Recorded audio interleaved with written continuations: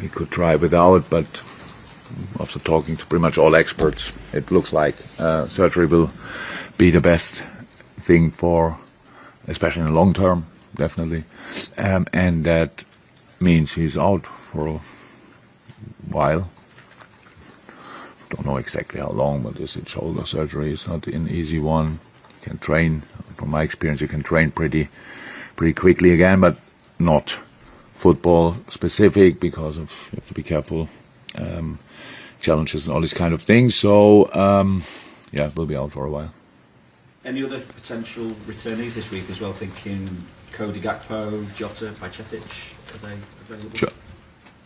Jota was not injured, he was suspended. Yeah, thank you very much. Diogo's available again, if nobody tells me differently. And Cody trained once with the team, so we have to see how that goes for tomorrow. Stefan out, Thiago out.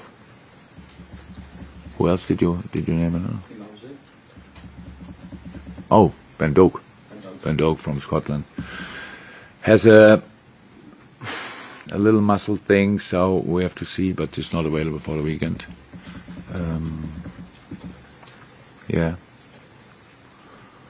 Luke Chambers trains today, first time again after a little ligament issue.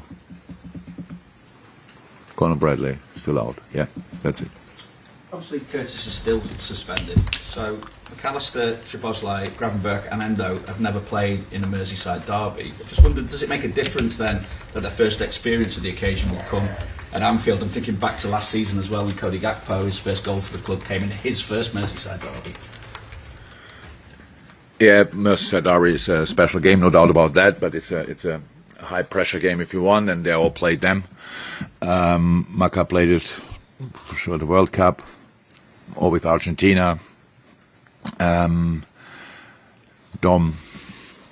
played Serbia recently in a super important high pressure game, so they are used to the kind of game, to the exact game not. Yeah, that's true, but actually we cannot change that now, and I cannot show them a movie of derbies and say that's how it will be, because they were all different as well. So I don't think we should make it too big for them. I think they are ready for it, no doubt about that. And that's it. That's how it is with changes. When really experienced players leave the club, then you have to make your own experience again yourself, and that's what we do. That's it. You've lost just one Merseyside derby in 18, so what are you expecting from Sean Dyche and Everton this time? When was that?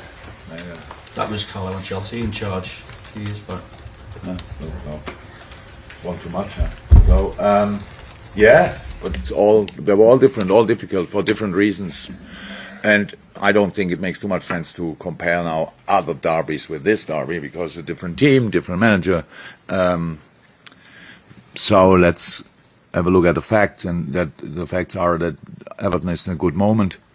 Might have had was a difficult finish of the season, but successful. We stayed in, and then the start was not that easy, but since 3-4 weeks they get the results in. Before that they had already performances, at least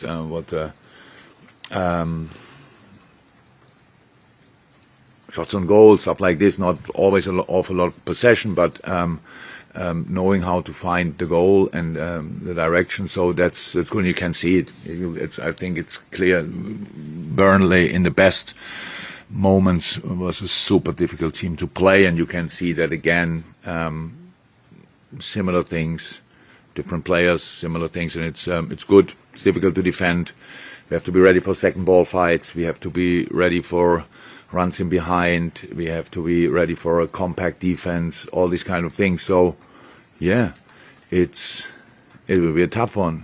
Derbies always were tough. Premier League games always are tough. So we just have to make sure we are in this football understanding that we are patient enough. All of us, people as well, we have to make sure we just put the proper shift in, take the fight, and go for it. That's it. Yeah, In the absence of Andy Robertson and Kostas Tsimikas likely to be involved more in the team, he showed his commitment and signed a new contract recently. Just how important is it to have players like that who are ready to perform when called upon and ready to be prepared and involved with the team? Yeah, very, very important. So that's clear. It always was like this. We had, thank God, it's not only cost us we have for that, because otherwise would be already, for the amount of games we have, we would already be again a bit short. But we have Joe Gomez who can play the position. We have Luke Chambers and other young boys who show up in training quite frequently. So we have them now in the international break training weeks. So until yesterday, when the other boys were not in yet. You see the boys, the young kids really showing up, and it's good. So there's a lot of talent in there, so you need options. That's clear. And Costa is definitely the most experienced on the position, so that's good. But he cannot play all the games from now on, so we need other options as well, and that's what we have to make sure that we can use all of them. The absence of Curtis Jones as well. Just in terms of that midfield area, do you still feel like you're in the trialling phase of working out who's best positioned where? McAllister's been playing in the 6, who's playing alongside him, or are you enjoying that challenge in the midfield? I don't think we're in a finding phase really, but it's early in the season, so who knows who will play from next week on which position, because it depends on availability and stuff like this. So, but it's the way we play is definitely possible. We have to be. You only talk about a play on a position that he has not this or that and these kind of things when you are, as a team, when you are not compact enough. When we talk about defending, that's how it is. So, and I think, of course, Maka can play the position. There's no doubt about it. We can play a different system. We can play with two double pivot if you want. That might be then 2 8s rather than 2 6s. Whatever. That's the situation. But there are really plenty of things. And that's not my problem at all in the moment, so that I think about that and wake up at night and think, who can we put there? Endo played again 2 really good games for Japan, so coming back, but it's a tricky selection just because they came yesterday. What is that?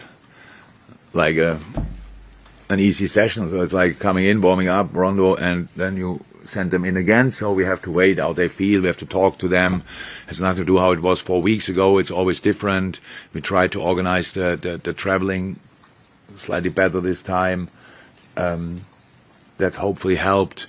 And so, yeah, it's not a problem who can play where. It's just we have to make sure that we find the right players who are able able for the intensity of that game, because obviously Everton trained, I think, nearly the full squad there. Obviously not all of them, but they had the majority of the players together. So we have to make sure we can really,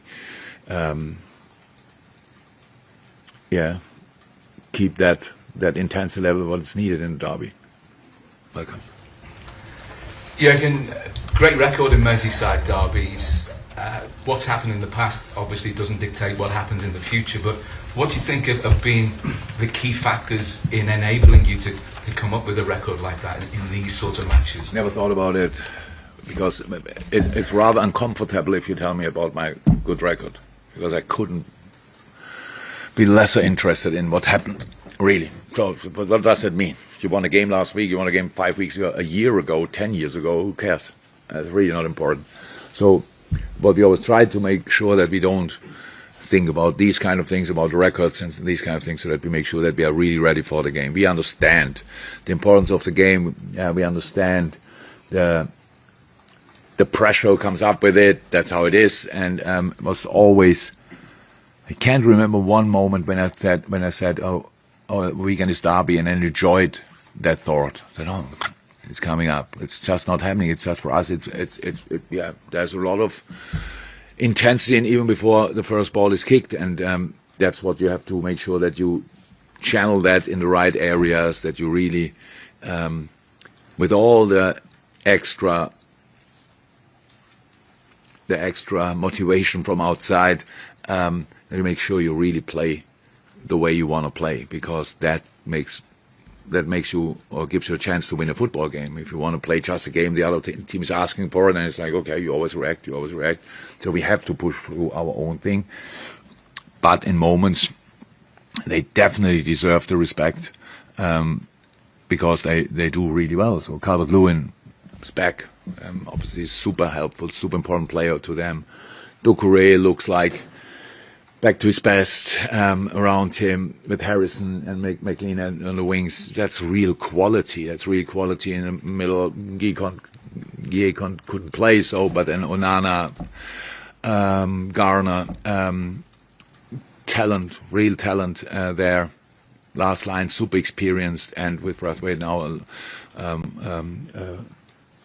a really good centre half, left-footed centre half. So that's a good team, and England's number one in the goal. So that's a really good team. So that's what you think about, and not. I understand the derby, but I cannot prepare it like a one-off game. We have to make sure that we play to our best, and if we can do that, then we are a really difficult opponent. If we are a difficult opponent, we can win the game, and if we do that, then it's fine. And that's all we are thinking about. Everton look to have a genuine threat in the wide areas, and they've been playing much better recently. Jack Harrison, Dwight McNeil, because of the way Liverpool play, and I know Kostas Tsimikas will more than likely come in at left back. When he plays, he gets into advanced positions. Trent, clearly, one of his strengths is playing higher up the pitch. Is that something you try and sort of balance out because you don't want to leave space behind? You speak about football like Everton gets on the ball while Kostas Tsimikas is up front, and we don't react to that.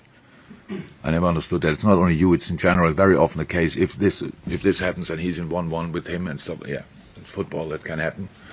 But that Kostas is on the right, on the left, what is that, corner flag, and on his side probably then the winger is high up on the other side. There must be the ball somewhere. So, and we cannot look at football like that, or I can't at least. In the challenges, it's very important that we win the challenges. That's the key message always before a football game. Find the challenge, search for the challenge, find the challenge, and win the challenge. It's really important. So, but that somebody somewhere, and the player he should mark is 80 yards away, and we as a group don't react. That I can't see that happening. But besides that, they have, as I said before, strong players in a lot of areas, to be honest. But we do have pretty good players as well, and we should not forget that. And that's what I want to make sure that we bring that on the pitch as well. How I said, today's analyze with the boys later on here in his room, and they will get all the information they need. But then we have to make sure that we are ourselves, and because that's a super important thing to be. Carl. Hi, Jürgen. Hi. I would say, first of all, this is not